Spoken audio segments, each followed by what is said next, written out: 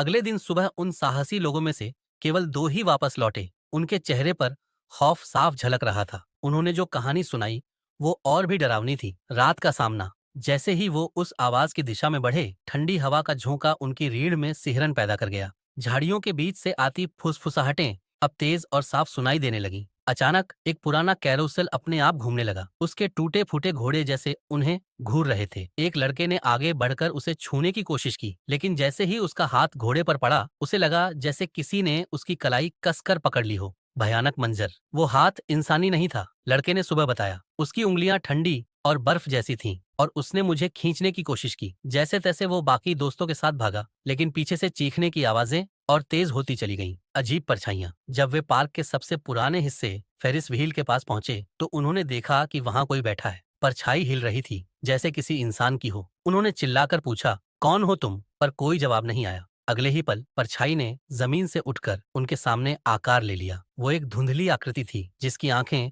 सुर्ख लाल चमक रही थीं। मदद की पुकार। अचानक वही मदद की आवाज फिर से सुनाई दी, लेकिन इस बार वो साफ थी। मुझे यहाँ से बाहर निकालो। वो आवाज एक महिला की लग रही थी, पर उसके पीछे के शब्द मानो हवा में गुम हो गए। तभी उनकी टीम का एक सदस्य हवा में उछल गया, जैसे किसी अदृश्य ताकत ने उसे उठाया हो। भागने की कोशिश। उनमें से 2 ने तुरंत फैसला किया कि अब और रुकना मुमकिन नहीं है। वे पार्क से बाहर भागने की कोशिश करने लगे। रास्ते में हर झूला झूलने लगा, जैसे उन्हें रोकने की कोशिश कर रहा हो। वो किसी तरह वहां से भाग निकले, लेकिन बाकी दोस्तों का क्या हुआ, ये आज तक रहस्य बना हुआ है। सवाल जो अब भी बाकी हैं, पार्क में जो कुछ हुआ वो क्या किसी आत्मा का गुस्सा था, या फिर वहां छुपा कोई राज? जो लोग वापस नहीं लौटे, क्या वो अभी भी उस भयानक जगह में कैद हैं? अगर आपको ये कहानी और जाननी है तो वो पार्क आपकी हिम्मत का इंतजार कर रहा है। पर याद रखें, वहां से लौटकर आने वाले लोग कहते हैं कि कोई भी वापस सही सलामत नहीं आता। क्या आप भी वो राज